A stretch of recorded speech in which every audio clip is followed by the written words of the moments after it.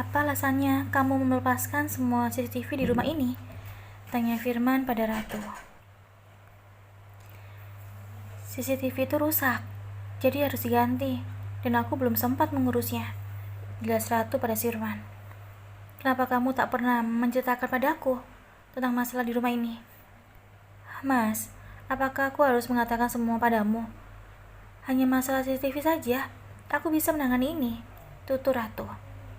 Tapi lihat, jika tidak selesaikan denganmu, dan sekarang ada pencurian di rumah ini, kita akan sulit mendapatkan pelakunya. Karena kamu telah melepaskan semua CCTV di rumah ini, selalu Firman. Ratu terdiam karena ucapan suaminya. Ponsel Firman berdering. Ia nampak bicara dengan seseorang yang penting. Aku akan ke sana, ujar Firman. Mas, kamu mau kemana? Tanya Ratu. Aku akan pergi membasuh Bagas. Bagas kaki tanganmu itu, Mas. Tanya Ratu memastikan. Iya, Bagas, yang sebelumnya bekerja menjadi direktur keuangan di perusahaan. Sekarang ia dipenjara karena terbukti melakukan penggelapan uang perusahaan. Mas, jika Bagas tertangkap maka ucapan Ratu terhenti. Karena itu, aku harus menemuinya. Firman bergegas pergi untuk menemui Bagas. Jangan sampai Bagas menyebut namanya. Delia baru saja usai berbelanja bersama para sahabatnya. Mereka membeli banyak barang tas, sepatu. Delia sengaja menghabiskan waktu bersama temannya sebelum ia menikah nanti. Mungkin akan jarang waktunya untuk berbelanja seperti ini. Saat membayar, maaf, kartu kredit ini ditolak, sudah terblokir, ucap kasir dan mengembalikan kartu kredit Delia. Ia belum tahu tentang masalah yang dialami oleh kedua orang tuanya. Tentu saja dirinya menjadi syok. Kemudian Delia memberikan kartu kredit yang lain, dan sama saja kartu kredit itu juga ditolak. Wajah Delia padam menahan malu, karena semua temannya memperhatikan dirinya. Seorang Delia yang kaya raya, kartu kreditnya terblokir. Pertanda apa ya? Ini, begitulah menurut teman-temannya. Akhirnya Delia menggunakan kartu ATM saja dan memberikan kartu ATM-nya pada kasir itu. Kenapa bisa diblokir? Tanya salah satu teman di Delia bersama Alia. Mungkin ada masalah, aku juga tidak tahu, jawab Delia bingung. Bagaimana dengan souvenirmu? Tanya Catherine, temannya saat mereka menuju mobil. Semua sudah aku pesan, mungkin akan datang besok. Saud Delia tampak bangga. Wow, sangat eksklusif, ujar Alenia. Kemudian mereka masuk ke dalam mobil. Mama, teriak Delia saat tiba di rumah. Ada apa sayang? Tanya Ratu ketika melihat raut wajah putrinya itu nampak panik. Kenapa kartu kredit aku diblokir? Sangat memalukan. Aku habis belanja dengan teman-temanku, ujarnya kesal. Bukan kamu saja yang mengalami hal melakukan itu, Mama juga, ucap Ratu. Kenapa bisa, Ma? Apa yang terjadi? Papa tidak sanggup membayar tagihannya, dan karena itu, kartu kredit kita diblokir, jelas Ratu. Papa tidak sanggup membayar? Gak mungkin. Delia gak percaya. Ia merebahkan bobot tubuhnya ke sofa dan melipat kedua tangannya. Delia masih berusaha mencerna ucapan Ratu barusan. Itulah yang terjadi. Kamu terlalu sibuk dengan dirimu sendiri, sehingga tidak tahu apa yang terjadi di rumah, ujar Ratu dan kini duduk di sebelah putrinya. Jelaskan padaku, apa yang terjadi, ucap Delia. Ratu kemudian menjelaskan semua yang terjadi di rumah itu, tentang keuangan keluarga mereka. Sekarang papamu tengah mencari nenek. Entah di mana ia sekarang. Nomornya juga tidak aktif, ucap Ratu. Jika nenek tidak ditemukan? Tanya Delia khawatir. Mama juga tidak tahu apa yang akan terjadi. Jangan bilang kita akan jatuh miskin. Mama juga tidak ingin jatuh miskin. tapi nenekmu yang mempunyai kuasa atas semua harta ini. Tutur Ratu, memang kenyataannya Belinda mempunyai kuasa. Bagaimana dengan pernikahanku dan membayar semuanya? Delia menggigit bibir bawahnya cemas. Tolong kamu batalkan saja souvenir pernikahan itu. Terlalu mahal. Apalagi kita membeli cukup banyak unit. Lebih baik batalkan saja. Kita cari souvenir yang lebih murah, usur Ratu. Aku bisa malu, Ma, di depan semua teman-temanku. Mereka sudah tahu souvenirku itu adalah iPhone. Dan sekarang Mama ingin membatalkannya. Ayolah, Ma, paksa Papa untuk bisa menemukan nenek, desak Delia yang cenderung tidak mau tahu, padahal ancaman sudah di depan mata. Namun efeknya belum menghancurkan mereka. Uang simpanan Mama juga hilang. Ratu memberitahu Delia. Berapa, Mah? Apakah nilainya banyak? Tanya Delia. Ia juga tidak tahu berapa simpanan Ratu selama ini. Perhiasan dan uang tunai 3 miliar. Itu banyak. Pasti pencuri itu membawa tas yang besar. Jelas Ratu. Semua dicuri. Pencurinya sudah ditangkap. Tanya Delia semakin penasaran. Mama tidak tahu siapa pelakunya. CCTV semua sudah dilepas. Kamu tahu, perhiasan Mama itu termasuk berlian mahal. Mama menjanjikannya sebagai investasi yang mungkin bisa menyelamatkan kita dari kemiskinan. Tapi sudah dicuri. Ratu menjelaskan, dan ia menangisi hartanya. Sedangkan Delia mencoba mengatur nafasnya yang mulai sesak karena mendengar penjelasan Ratu. Firman menemui Bagas. Kenapa kamu tidak memberitahu saya tentang semua yang terjadi di kantor? Tanya Firman saat mereka bertemu. Maaf, Pak. Saya juga tiba-tiba dipecat dan polisi sudah bersiap menangkap saya. Jelas Bagas. Apa yang dilakukan ini adalah Mama, gumam Firman. Saya curiga dengan Nathan, ujar Bagas. Nathan, putra dari Octavian. Firman berencana segera mungkin menemukan Nathan. Pernikahan semakin dekat. Semuanya serba buru-buru. H-2 saja Delia baru mencoba gaun pengantinnya. Dia juga mengajak Benny untuk fitting jas yang akan ia kenakan nanti. Delia keluar dari ruang ganti untuk menggunakan gaun pengantin yang akan dikenakannya esok. Saat resepsi, ada beberapa gaun yang akan dikenakannya. Delia menghampiri Benny, kemudian meminta pendapat dari calon suaminya. Bagaimana, Mas? Gaunku ini? Tanya Delia. Seperti biasa, kamu selalu cantik, puji Benny. Tapi Benny mengalihkan pandangannya pada perut Delia yang terlihat sedikit membuncit.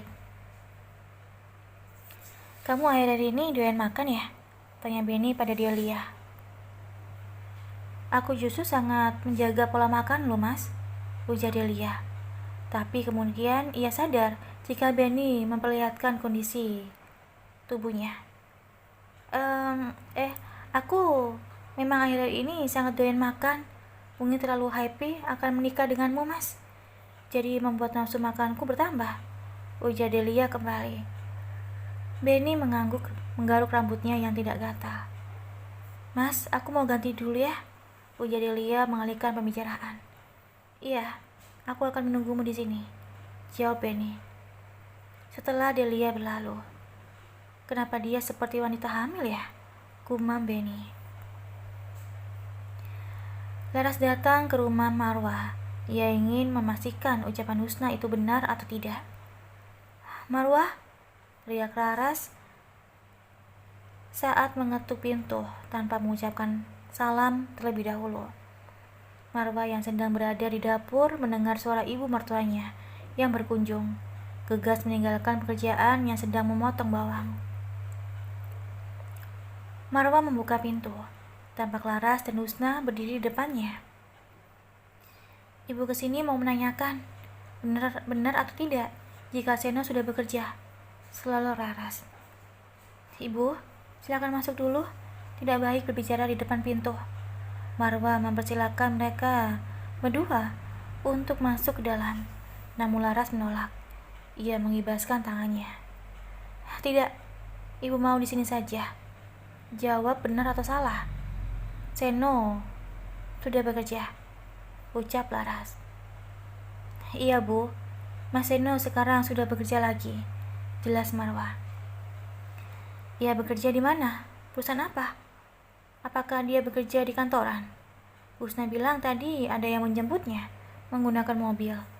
Seorang pria muda. Siapa pria itu? Tanya Laras. Aku juga tidak paham bu, siapa dia. Tapi dia itu yang membantu Mas Seno untuk bekerja di perusahaan yang baru, tutur Marwa. Berapa gaji Seno bekerja di situ? Tanya Husna menimpali. Aku juga tidak tahu. Mas Seno baru saja mulai kerja hari ini. Marwa merasa risih dengan mereka. Bilang sama Seno, kalau dia gajian harus ingat beri uang kepada ibu seperti dulu. Kamu jadi istri jangan serakah memanfaatkan gaji suami. Seno itu masih ada kewajiban untuk memberi nafkah ibunya, ujar Laras. Iya bener tuh, dengar kamu mbak, jangan lepas tanggung jawab. Ingetin tuh suamimu, baru saja jadi karyawan aja udah belagu naik motor segala, timpal Husna. Kemudian Laras mengajak Husna untuk pergi dari rumah Marwa. Astagfirullah ibu, kenapa sih bersikap seperti ini? Marwa menutup pintu. Baru saja suaminya bekerja. Sudah ditanya berapa gajinya.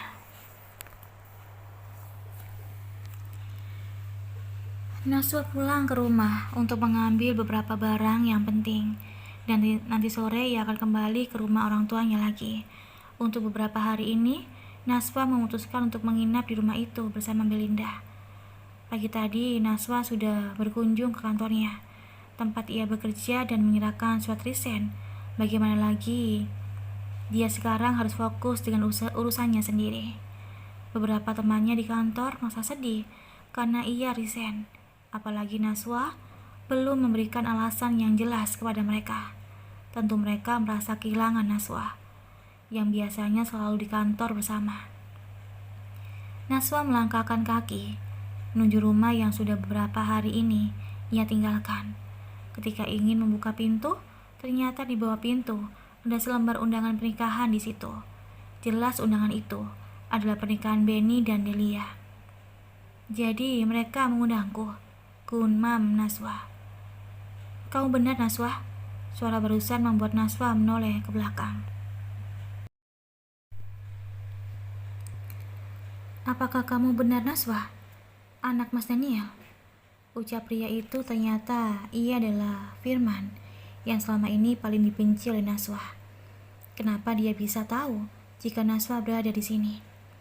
Naswa mundur satu langkah ke belakang dan sedikit gugup.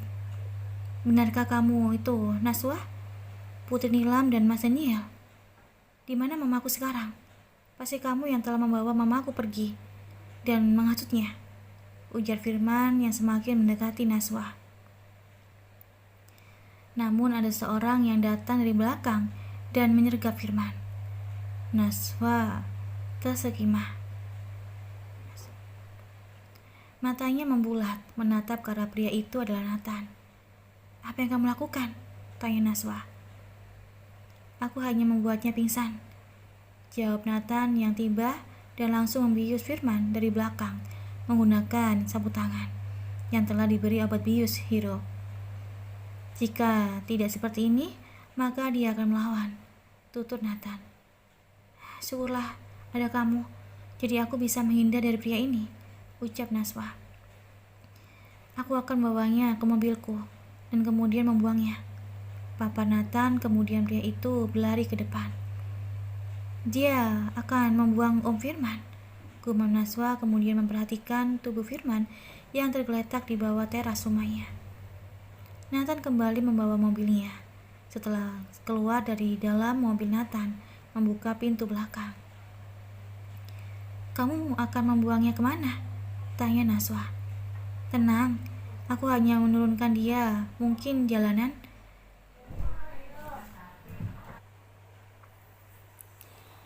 Cepatlah, kamu ambil semua barang-barang penting di rumah ini.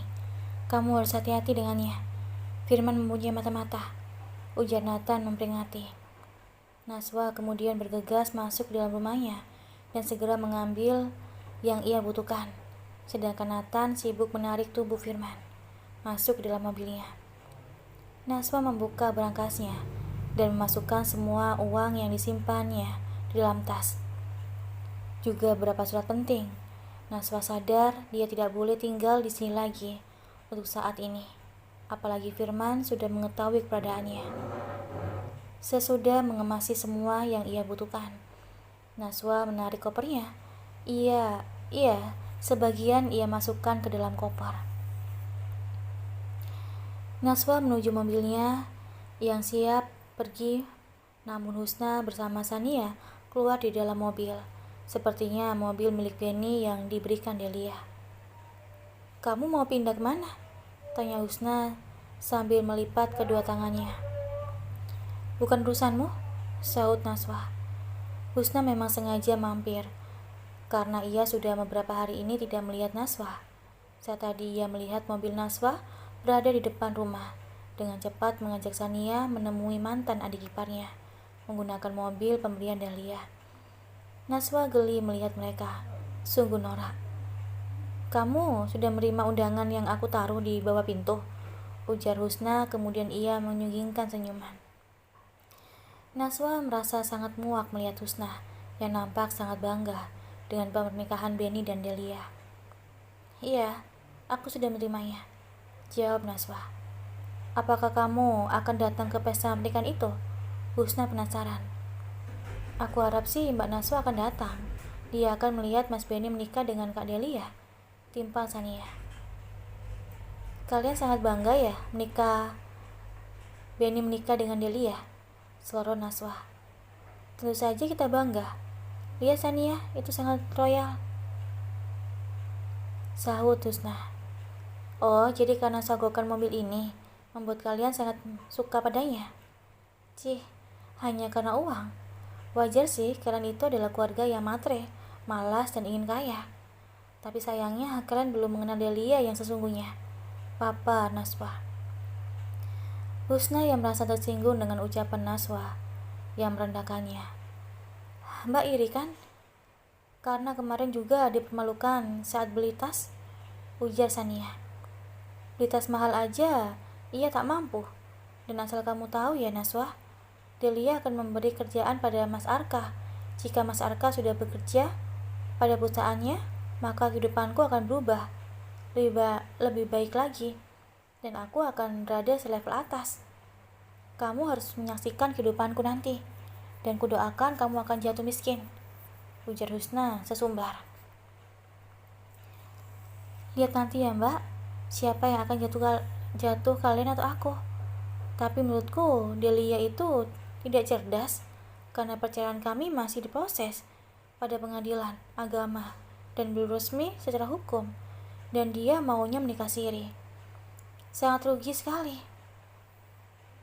seloroh Naswa. Kemudian ia membuka pintu mobil dan masuk ke dalamnya. Cukup meladeni manusia seperti mereka. Delia memeluk seorang pria tinggi dan tampan itu. Mereka sedang berada di kamar hotel. "Setelah aku menikah nanti, kamu jangan pernah berhenti untuk menemuiku," dengek Delia manja. "Tapi kita harus berhati-hati, jangan sampai ketahuan oleh suamimu nanti," ujar pria itu. Delia kemudian menangis dan kembali memeluk pria itu. "Kenapa kamu tidak meninggalkan mama?" ucapnya. "Jika aku meninggalkan mamamu, kamu yakin aku akan masih dianggap anak olehnya? Gajiku tidak sanggup memenuhi gaya hidupmu yang sekarang. Kamu juga tidak mau kan jika hidup lebih sederhana?" seloroh pria itu. Delia menggeleng. "Sebenarnya lagi aku akan menikah dengan Mas Benny. Aku akan memastikan untuk mendapatkan warisan dari keluargaku. Kemudian kita bisa bersama dan aku akan meninggalkannya," ujar Delia percaya diri jika rencananya akan berhasil. Pria itu adalah Bastian. "Setelah aku mendapatkan semuanya, maka kita akan pergi ke Paris. dan hidup di sana bersama, tanpa ada gangguan dari mama, papa, Delia. Aku tidak bisa membayangkan jika mamamu tahu tentang hubungan kita. Jangan sampai ia tahu sekarang, apalagi aku. Ucap Delia terputus. Dia melihat perutnya. Jika dia tahu ini adalah benihmu, mungkin aku akan tidak dianggap anak lagi olehnya. Ucap Delia kembali. Delia merasa dilema selama ini. Hidupnya penuh dengan kepalsuan yang ia tampakkan pada semua orang. Yang orang tahu kehidupannya sempurna, tapi di balik itu, dia penuh dengan masalah sendiri. Ia juga merasa tidak bahagia dengan situasi seperti ini, dan terjebak dalam sebuah hubungan yang ia tidak bisa melepaskan pria itu. Nathan membuang tubuh Firman di pinggir jalanan, yang sepi dekat semak-semak rerumputan. Untung saja dia masih belum sadar. Nathan memperhatikan Firman. Pria licik, gumam Nathan, kemudian menendang kaki Firman sebelum meninggalkannya. Tapi sebelum itu, Nathan kembali dan memeriksa saku celana Firman dan mengambil ponselnya. Jika Firman nanti kembali tersadar, dia akan kebingungan dan ponsel juga tidak ada untuk menghubungi seseorang. Nathan menyinggungkan senyumannya, kemudian meninggalkan Firman yang tergeletak di rumputan itu. Saat Naswa tiba kembali di rumah, ia disambut oleh Belinda. "Akhirnya kamu pulang dengan selamat," ujar Belinda dan memeluk Naswa. "Ada apa, Nek? Kenapa Nenek menyambutku seperti ini?" tanya Naswa heran. "Dari tadi Nenek memperhatikan CCTV di luar pagar rumah kita. Ada 2 orang yang mencurigakan, seperti memperhatikan rumah ini dari luar. Nenek sudah menyuruh security untuk memperhatikan mereka. Jangan sampai masuk ke dalam. Dan baru 1 jam yang lalu mereka pergi," jelas Belinda. Mendengar penjelasan neneknya, Naswa berpikir jika itu adalah suruhan Firman. Bisa saja ia mengawasi rumah ini, karena rumah ini kan sudah lama kosong. Tapi untungnya saja, Naswa sudah menyuruh beberapa pengawal dan security menjaga rumahnya. "Nenek tenang saja, karena ada pengawal yang menjaga rumah ini," ujar Naswa menenangkan. "Bagaimanapun seperti itu Nenek tetap was-was, apalagi saat memperhatikan CCTV tadi. Rasanya seperti diteror saja," papar Belinda. Naswa paham apa yang dirasakan neneknya. Memang tidak nyaman ada penguntit seperti itu.